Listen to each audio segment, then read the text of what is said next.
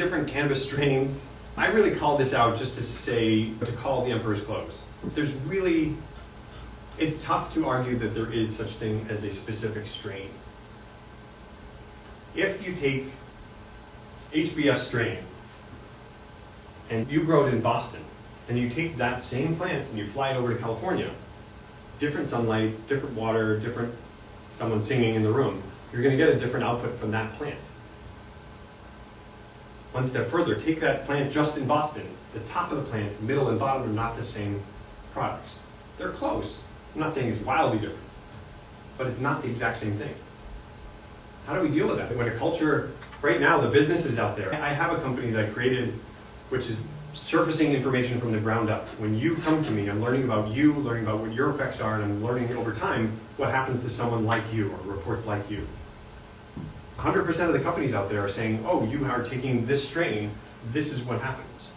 Or you have this illness, this is the strain that people have told us helps you. It's all bullshit. I mean, there's nothing meaningful there.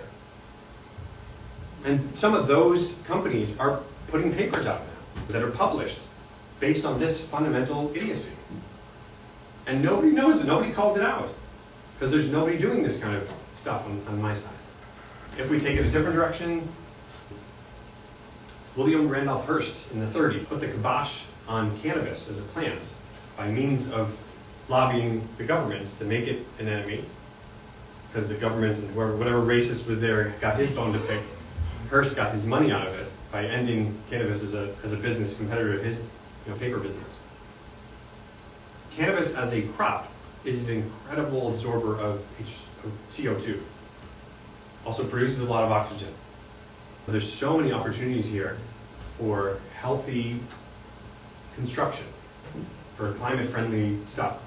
Cannabis today actually is used, maybe not anymore, I shouldn't say, but historically cannabis has been used if there's a chemical spill in an area. They'll put the cannabis there to absorb, because cannabis as a free plant happens to absorb all the mycotoxins in soil.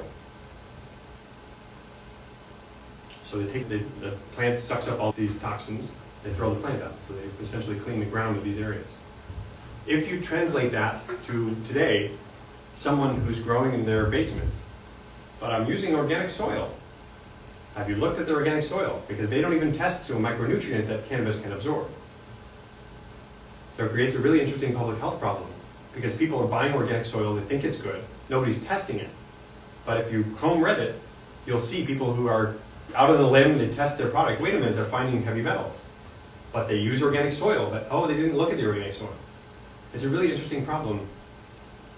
One of the nice things about regulation is in Massachusetts, we have the strictest regulatory oversight of any state in the country, actually anywhere in the world. There's a fence of what's reasonable to make a product safe. Massachusetts goes way beyond that. California, coincidentally, has tried to chase Massachusetts because they don't want to seem like they're the slackers.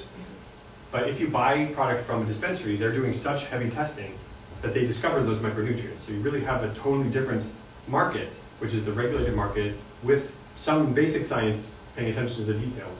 And then you have a public awareness that's just completely different.